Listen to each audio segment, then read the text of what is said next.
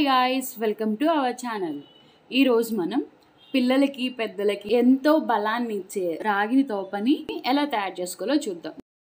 ఇది చాలా మంచిది. దీనికోసం ఫస్ట్ ఒక 100 గ్రామ్స్ బెల్లం తీసుకొని దానిలో 3 కప్పుల వాటర్ పోసుకుందాం. ఈ వాటర్ అనేది మనం తీసుకునే రాగి పిండి ఎంతైతే తీసుకుంటామో దాంతో అదే కప్పుతో 3 కప్స్ పోసుకోవాలన్నమాట. ఇప్పుడు 1/2 కప్ నువ్వులు తీసుకొని అవి లైట్ గోల్డెన్ కలర్ వచ్చేంత వరకు ఫ్రై చేసుకోవాలి. సిమ్లో పెట్టుకొని ఫ్రై చేసుకుంటే మంచిది. ఇప్పుడు 1/2 కప్ పల్లీలు కూడా యాడ్ చేసుకొని ఇవి కూడా లైట్ గోల్డెన్ కలర్ వచ్చేటట్టుగా ఫ్రై చేసుకుంది. ఈ కలర్ వచ్చిన తర్వాత అవి తీసేసి 1 కప్పు రాగి పిండి తీసుకుందాం. మనం వాటర్ 3 కప్స్ తీసుకున్నాం కాబట్టి 1 కప్ రాగి పిండి తీసుకోవాలి. ఇది సిమ్లో మినిమం ఒక 5 నిమిషాలు ఫ్రై చేసుకోవాలన్నమాట. దీన్ని ఫ్రై చేసుకునే దానిలోనే ఆ టేస్ట్ అనేది మనకి బయటపడుతుంది.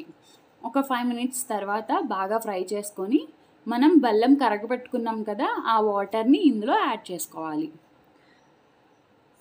కొంచెం యాలకుల పొడి కూడా వేసుకొని ఉండలు లేకుండా మొత్తం ఒకసారి కలుపుకుంటూ ఉండాలి, స్టవ్ సిమ్లో పెట్టుకొని. మధ్య మధ్యలో దీనికి కొంచెం నెయ్యి యాడ్ చేసుకుంటూ కలుపుకోవడం ద్వారా ఇంకొంచెం టేస్ట్ అనేది పెరుగుతుంది.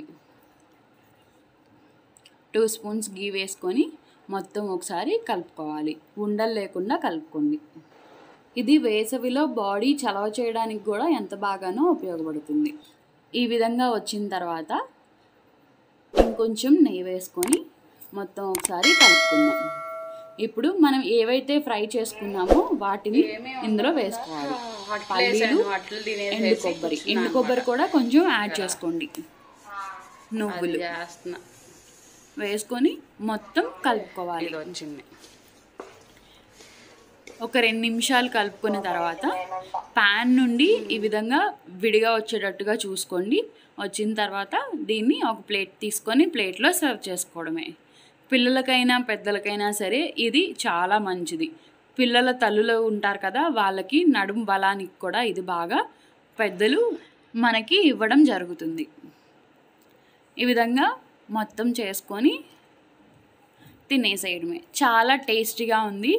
మీరు కూడా ఈ విధంగా ట్రై చేయండి, బలంగా ఉండండి.